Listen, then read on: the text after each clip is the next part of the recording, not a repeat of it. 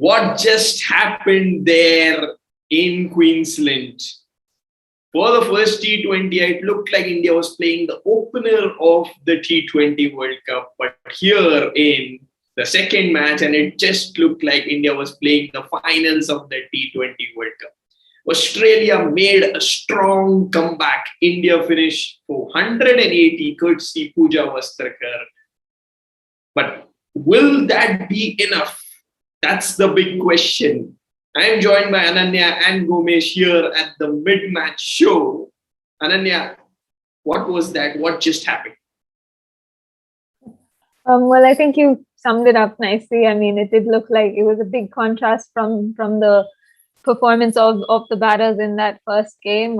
They came out, and I think Australia, to their credit, bowled very, very well. I think they executed their plans exceptionally well, and it looked like a few out of character shots from the Indian top order, a few slightly reckless decisions, but I think credit to the Australian bowlers, especially at the start. I think they executed very, very well, bowled some very tight lines, and reaped the rewards, reducing India to 3 wickets down within that power play, and putting a lot of pressure on that middle order.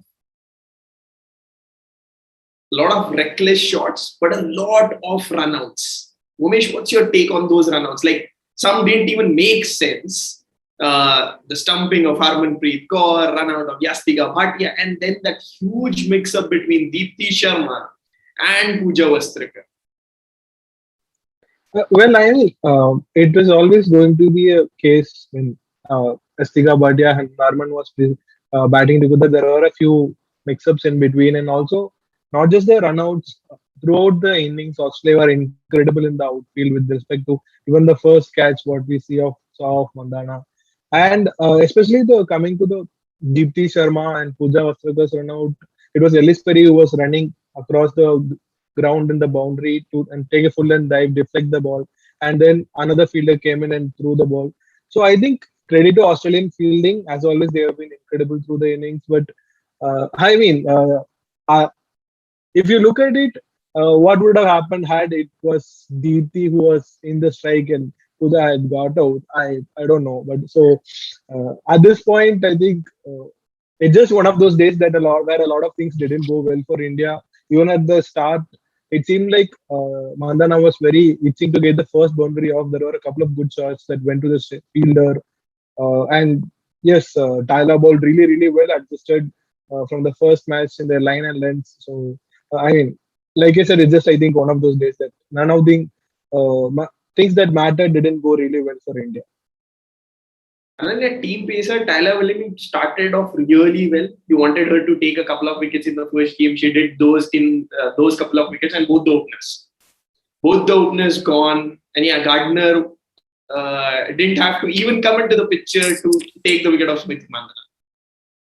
Yeah, I think Tayla Vlaeminck was very, very impressive. She bowled very well, like I said, in that first game, deserved a couple of wickets, but got them today.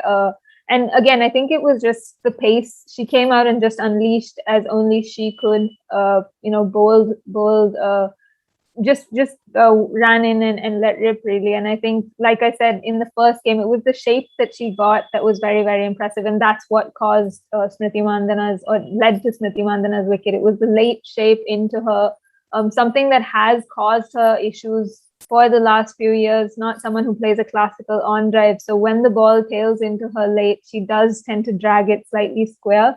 And it was an excellent catch, like Gomesh said. I think Australia fielded very well. A couple of those wickets the credit should go to those fielders. And Nicola Carey, I think, pulled off a very, very good catch. But Vlaeminck, all credit to her, bowled. Those first couple of overs were very, very good, at a good pace as well. But as soon as Harmanpreet Kaur came in, someone that you don't expect to do very well against fast bowling, she came in and I thought she looked very good. Unlucky to get stumped when she did, but Tayla Vlaeminck, I'm sure Australia will be very happy that she's back and bowling and looks very strong and fit at the crease. So there was a huge mix-up at 76 for 7 when Deepti Sharma and Pooja Vastrakar just ran to the same zone. Although it was the wicket of Deepti Sharma who got out, And that's potentially the reason why we are seeing 118 courtesy Pooja Vastrakar. What would have happened if Deepti Sharma would have survived and Pooja Vastrakar would have gone out? Well, I mean, it's hard to say. Maybe India might or might not have gotten past the 100. It's hindsight. Hindsight is a great thing where we can contemplate a lot. But I think what Pooja Vastrakar showed today is that maybe she really displayed what she is capable of, and making a point that she might be able to bat ahead of Deepti Sharma and maybe ahead of Richa Ghosh, depending on the situation. You look at her. She took her time. She took the first couple of overs to settle in, and only when there was one wicket left and last couple of overs, she really went up for the bowling. So I think she's just making a case for herself to bat up the order depending upon the situation. And boy, can she hit? Those big sixes in the end. I mean, it was a brilliant batting from Pooja. Ananya, Pooja Vastrakar is that perfect all-rounder that India needs? Look, I think it's a little early to say that she's the perfect all-rounder. I mean, as well as she has bowled through this tour, I think it's just the beginning for her finding her feet as a bowler. She's always, in my opinion, been a better batter than she has been a bowler. And she's proved that through her performances in the domestic circuit as well. She's an extremely powerful batter and hasn't quite delivered the goods with the ball. It's only in this tour that we're seeing her actually bowling with great consistency and discipline. So I think, look, it's going to be a stretch to say she's the perfect all-rounder, but I think she's someone who can be groomed into an all-rounder who can probably give this lineup a lot of flexibility. And that's something that India have been lacking for a long time. We have a few spin bowling all-rounders, but I think a seam bowling all-rounder will give the lineup a lot of flexibility. And someone like Pooja Vastrakar, I've been saying this for a while, needs to be given a longer rope. Coming to that spin trio of Molineux, Gardner and Wareham.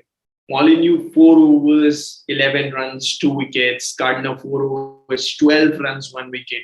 Wareham 2 overs, 14 runs, 1 wicket. That important wicket of Harmanpreet Kaur was looking dangerous at one point in time. The Pacers did well, Vlaeminck did well, Perry did well, but as well as that spin trio did pretty well. 10 overs, very less number of runs, and those important 4 wickets.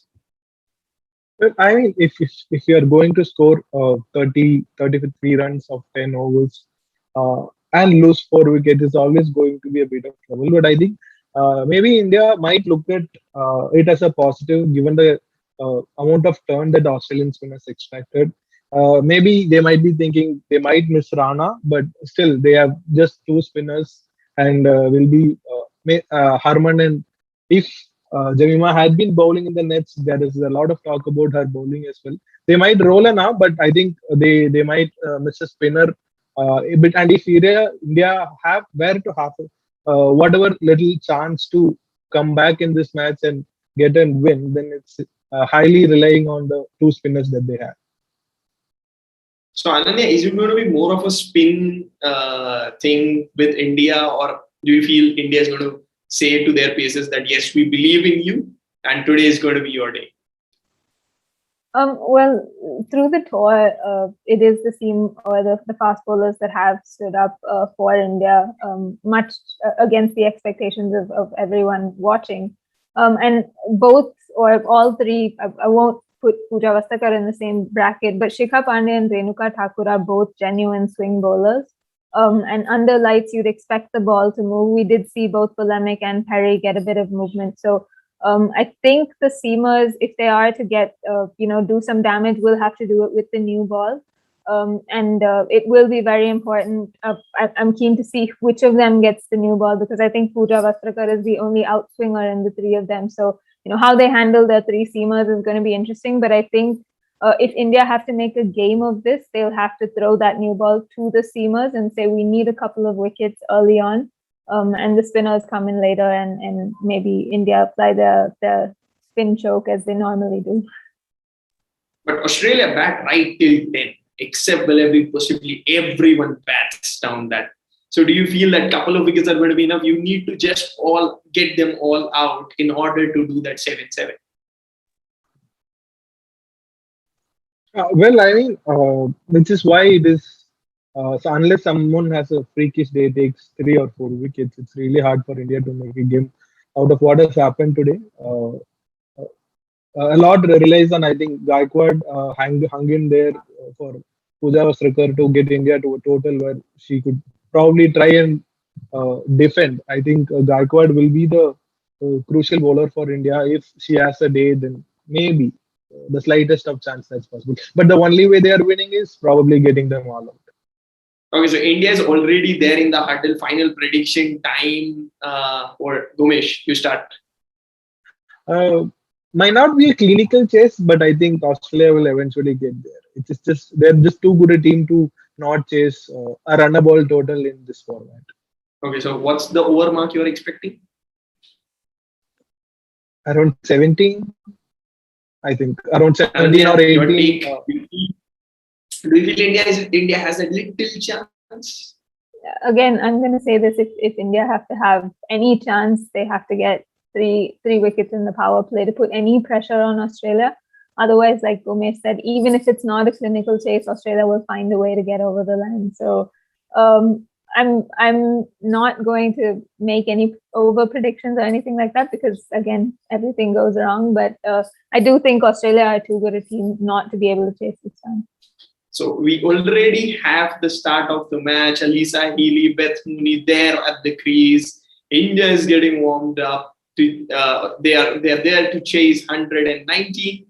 Will Australia or won't they? We'll just see during the match. Join us for the post-match show on the Outside View Live.